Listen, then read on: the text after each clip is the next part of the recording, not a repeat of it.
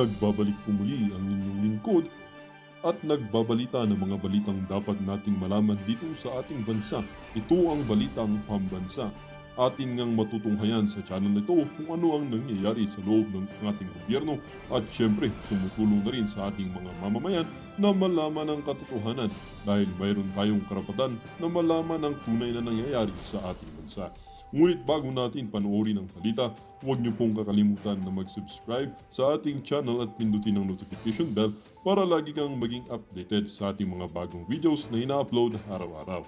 At sa ating mga solid viewers naman dyan ay maraming salamat naman po sa walang sawang pagsuporta.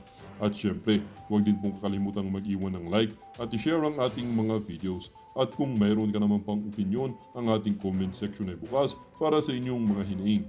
Ito na nga mga kaibigan, ating panoorin ang buong video. Salamat po muli and God bless!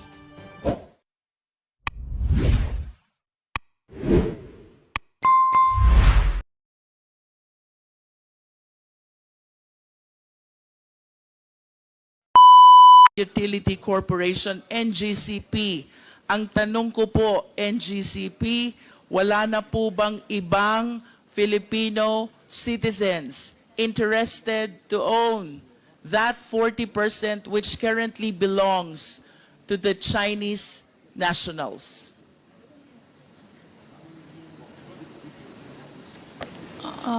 Your Honor, we do not have any knowledge or aware of it. May we know, NGCP, the primary reason why the NGCP preferred or allowed or opted to have this 40% be owned by Chinese citizens? Because the possibility, Mr. Chair, is that there are Filipino citizens or corporations as well who might be interested during that time, 2008, to acquire this 40% stock holdings of the NGCP. But as we can see from the GIS, that 40% is currently owned by State Grid of China Corporation plus the 4 other Chinese nationals. Pasensya na po, but you are representing the NGCP. So I wish to believe that somehow you are aware bakit po ang naging preference ng NGCP is to have this owned by Chinese nationals. Your Yes, Honor, ma'am. may I be recognized? Your Honor, Please. NGCP, Mr. Chair, was incorporated after the consortium of its stockholders won the 25-year concession in an open public bidding held by PISAM. As required by PISAM's bid documents, Mr. Chair, all prospective bidders had a technical partner. All prospective bidders should have a technical partner with proven expertise in transmission systems.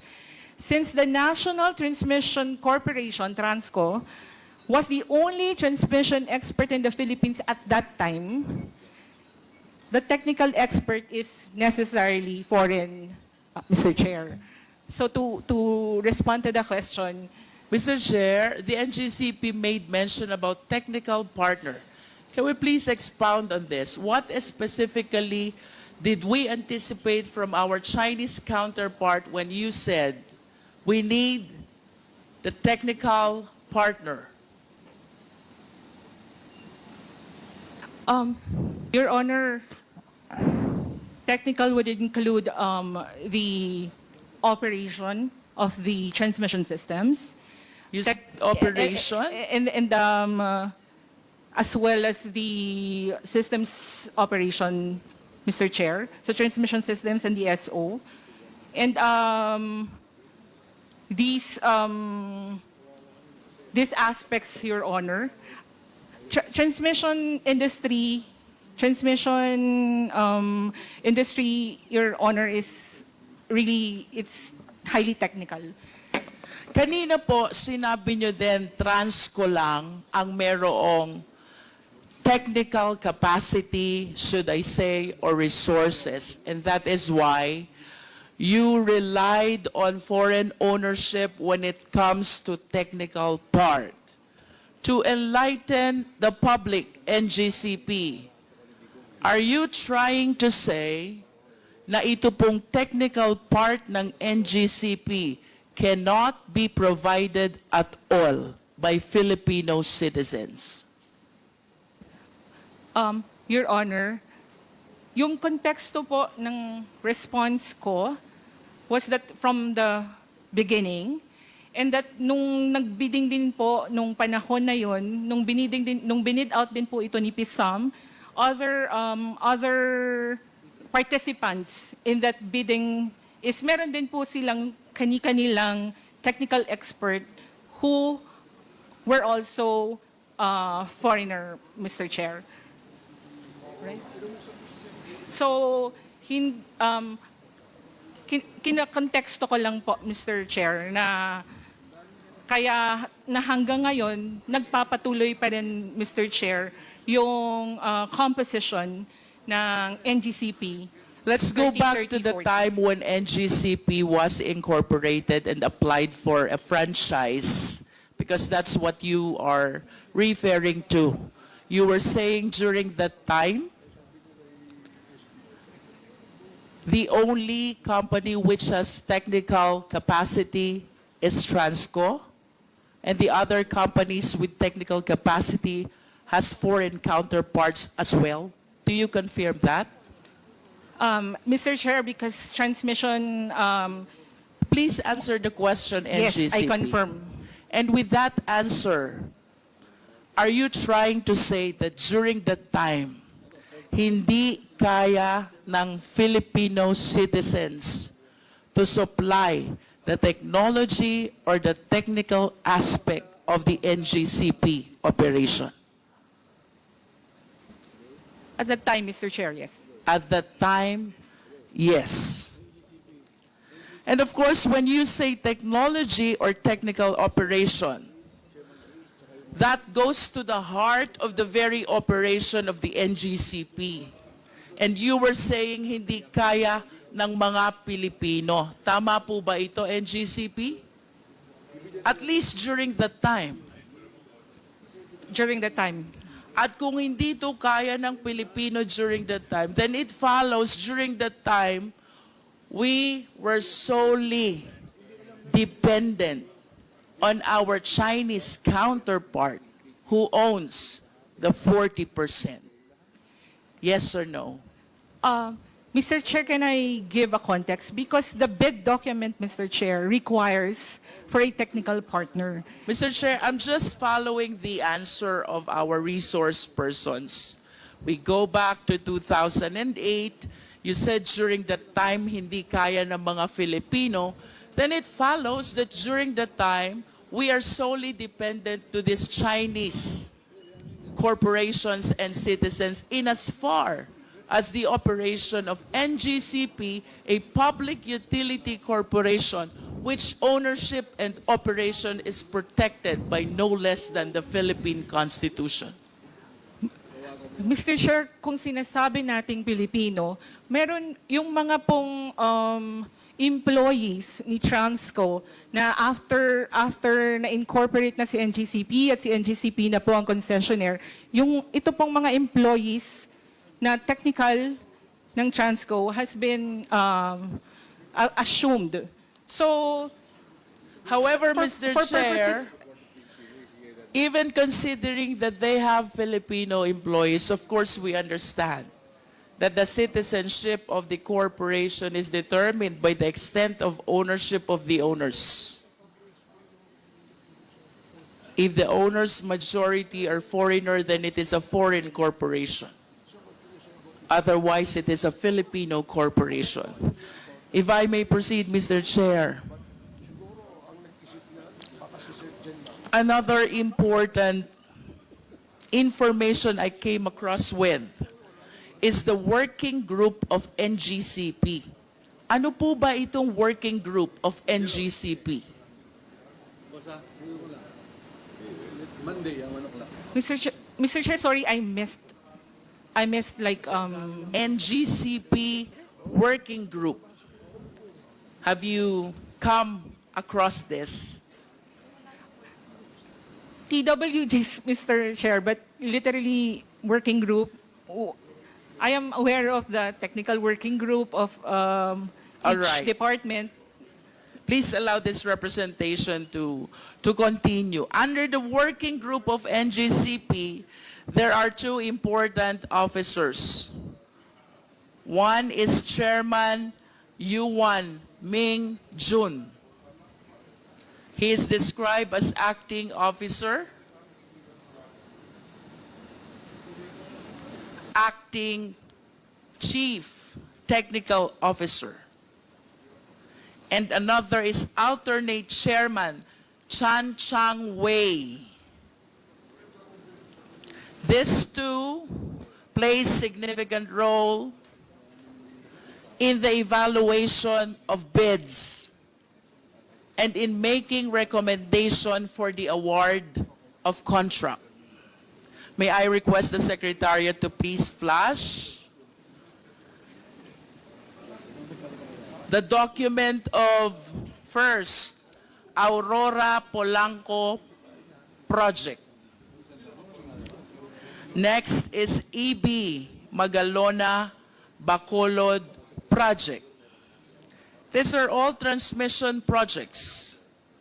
And third is the document pertaining to the purchase of site of Cebu Panay Negros project. Secretariat, please, at least to satisfy the committee that these two Chinese nationals under the working group of NGCP indeed did the evaluation of bids and the recommendation for the award of contract.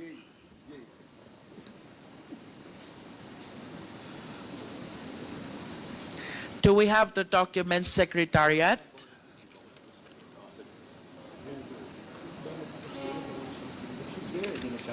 While we are waiting for their documents, I wish to add, Mr. Chair, that there's another Chinese national, this time Wen Bo.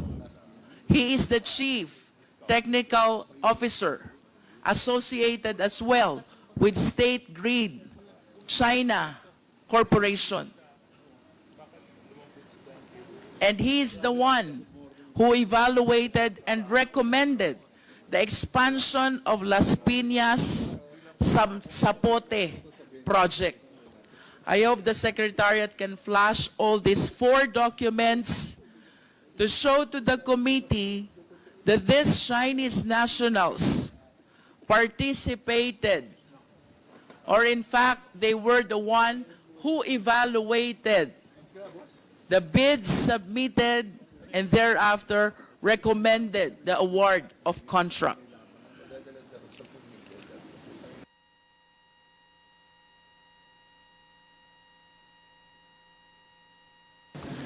Considering the information, Mr. Chair, that this representation have relayed already, the chairman is a Chinese national. Other executives, Zhang Yuwang and Xin Juwan, are both Chinese nationals. And then we have this working group of NGCP, Ming Jun, Cheng Wei, and a certain Wen Bo participating in the evaluation of bids, all Chinese nationals. And NGCP continue to maintain that the managerial and executive officers are Filipino citizens. Mr. Chair, I am prompted to ask for a complete rundown of the remaining key officials of NGCP, which the NGCP representatives, I hope, will provide at the soonest possible time. Mr. Chair. To proceed, Mr. Chair, NGCP, are you aware that the State Grid Corporation of China has its own publication? I am not aware, Mr. Chair. Secretariat, kindly flash the publication which says SGCC first time acquired right to run transmission grid outside China. This publication, from the perspective of China, totally rejects the position of the NGCP that the Filipinos are in control of the NGCP. Because as you can see from this publication, it is the SGCC itself which is claiming that for the first time they acquired right to run transmission grid outside China, referring to the National Grid Corporation of the Philippines. May we hear the comment of the NGCP? Your Honor, this write-up was not written by NGCP. This write-up is... I understand. But going back to the question, do you still maintain the position that the managerial executive officers are Filipino citizens? Do you still maintain the position that Filipinos are in control of NGCP? Unequivocally, Your Honor, I maintain that position. It seems to me that a course have changed already, considering the significant officers who have been participating in the operation of the NGCP, aggravated by that publication coming from one of the major stockholders of the NGCP, that is the State Grid Corporation of China. That is a manifestation, Mr. Chair. To continue, Mr. Chair, NGCP, nasan po ba ang switchboard ninyo? You don't know? Your Honor, it's a technical term. We have technical people here. May we ask the technical people?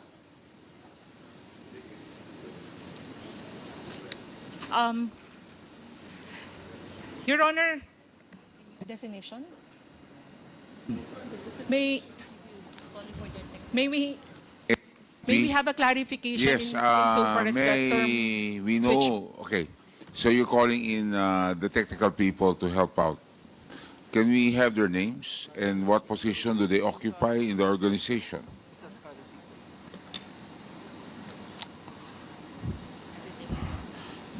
Sino po sila? Good afternoon. I'm Clark Agustin from the... Pakilakas lang po. Good afternoon, Your Honor. I'm Clark Agustin from the System Operations. If you're referring to the control From system... what? From what? System Operations. He taken his oath, Comsec, please take the oath of the of Mark. Tumayo po kayo. Please raise your right hand. Do you swear to tell the truth, the whole truth, and nothing but the truth before this congressional inquiry, so help you God? I swear. Thank you. Answer the question of the Honorable Luistro. Your Honor, if they're referring to the control system, our SCADA system, we have 3 control centers in the different regional grids. We have in Luzon, Visayas, and Mindanao. How many switchboard or control system do you have? 1 for each region, ma'am. One for Actually, each region. We have 3 control What centers. controls the switch or the control system per region? Meron ka pa bang main control that controls all the switch and the control system of all these regions?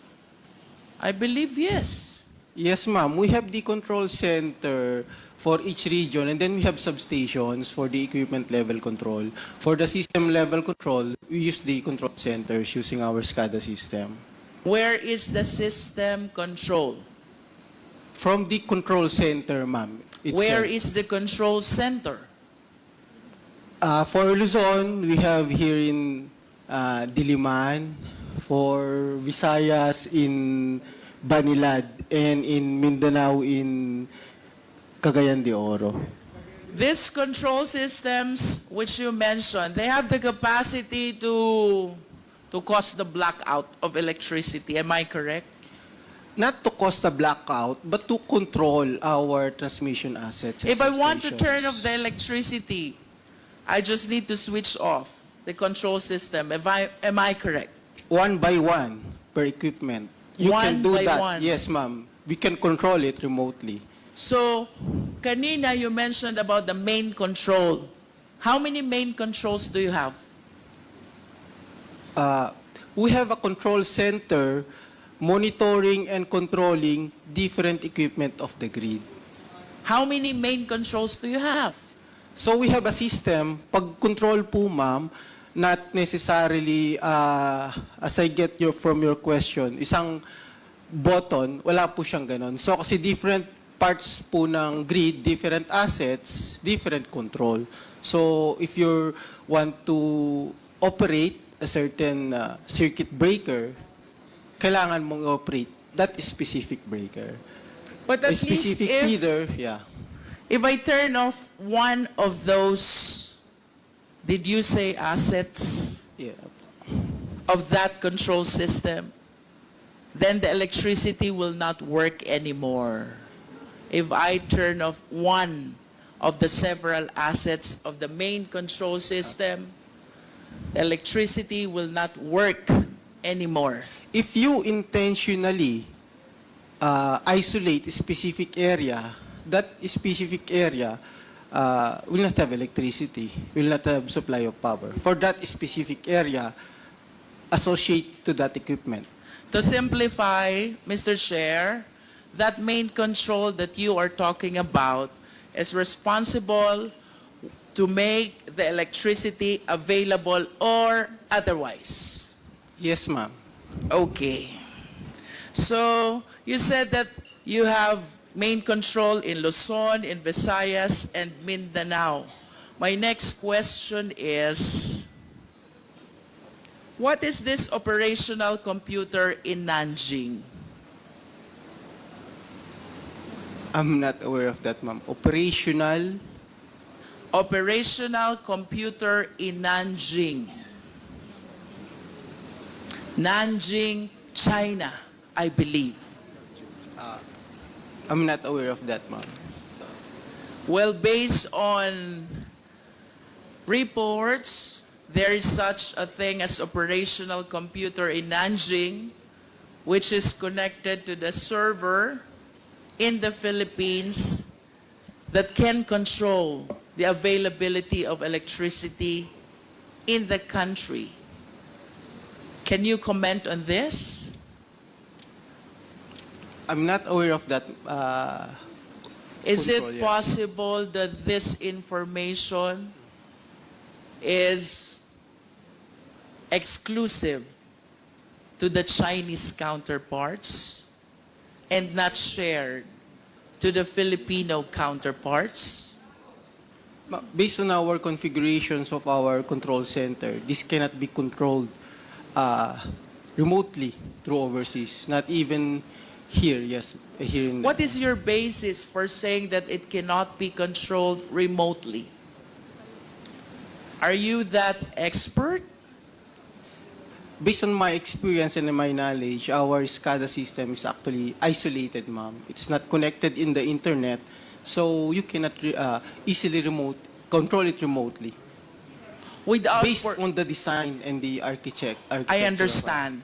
With all due respect, but considering that our IT infrastructure, tama ba, is provided by the Chinese counterpart, or should I say a Chinese corporation, I humbly submit that no matter how knowledgeable Filipino citizens are, the one who created the system no more and no better than the one operating the same.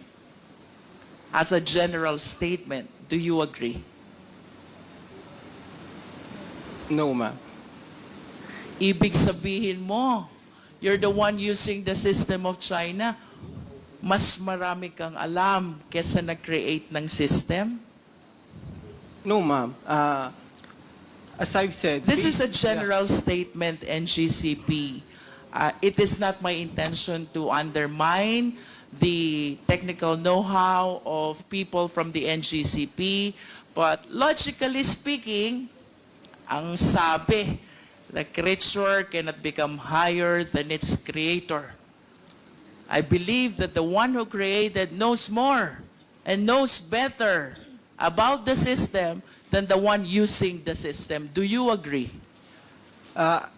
I disagree, ma'am. Say, for example, bawa, meron akong laptop, computer. It's made in the US or in China. That does not mean the manufacturer can remotely use my device. Kung analogy po, ma'am, ang pinag-uusapan.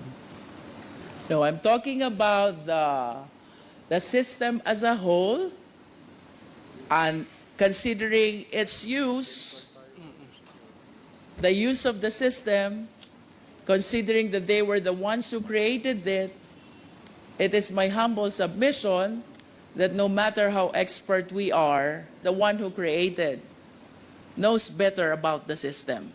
That is a manifestation. We respect your position. To continue, Mr. Chair. Mr. Chair, Mr. Chairman, Romy Ako. with the indulgence of the Honorable Luis Tro, because I'm interested in the point she was making a while ago. I did not get it clearly, yung sagot po ng resource person. May I ask some clarificatory questions, Mr. Chair? If the Honorable Luisto will allow, Honorable Luisto, there were questions that he would like to ask for clarification. Yes, the Honorable Akop, you have the floor. Thank you, Mr. Chair. Sinabi po nyo kanina, 10 yung control points. Tama po ba yung pagkarinig ko? For the entire country, 10 yung control points. Tama po ba yung pagkarinig ko? Sir, hindi 10 as in 10? Yes. Hindi 10. po. Hindi po. We have three control centers, one for each region. One for each. One for Luzon, Visayas, and Mindanao. And walang central control point to control the 3 control points. Meron po kaming convergence point, yung central grid operations, pero it's just monitoring the interchange points. Yeah, but Wala po. For each region, you're correct, sir. so if you decide to cut off the power for the entire country, wala po yun. Wala po. Wala po. So it's for the 3 control points. Yes, Kung sir. gusto nyong patayin ang power sa Visayas, po pwede. Yes, sir. Using the control center, one Yes. by one, you turn off the circuit breakers. So you isolate walang the plants. central control point to control yung 3 control points. Yes, sir. If you're referring to central control point as a single control, single button, wala pong ganun. Thank you. Thank you, Mr. Chair. The Honorable Akop. Thank you. So, the Honorable Jinky Luisto, you still have the floor. Mr. Chair, just a interjection. With the indulgence of Congresswoman Yes, Luisto, yes, agreed. na medyo nakiliti lang ako dun sa tanong ni Congressman Acop. If I may ask, this is a technical question. Kasi kanina ang sagot, walang central control system, no, to turn off, let's say, the whole power system of the country, correct? Sir, we have a control center, pero walang single button to turn It off. Okay. Yes. Now, can anyone just turn it off like that? Anong proseso pag turn off niyan? Sinong may approval? Yun. We have on-duty system operators. So yung duty lang ang nanando doon. Halimbawa, yung naka-on duty, kinurap nung isang kalaban ng bansa. At sinabi, patayin mo lahat nung yung area ng kuryente nung area yon. Can they do that? What do you mean by corrupt? In-instruct? Oh, in-instruct. Oh. They should not follow. Huh? It's not part of their duty, sir. No. What was that again? Hindi. Ibig sabihin, sir, how could they do that? Why would they follow the instruction of other people No, from other countries? in simple analogy, ganito lang yan. Ano. Sabi mo kasi, it can just be turned off just like that. Yes, sir. Di ba? Now, ang tanong ko, sino ang pwedeng magsabi i-turn off yan? At kung merong ganyang order, ano yung procedure o yung proseso para i-turn off yan? Yes, sir. We have procedures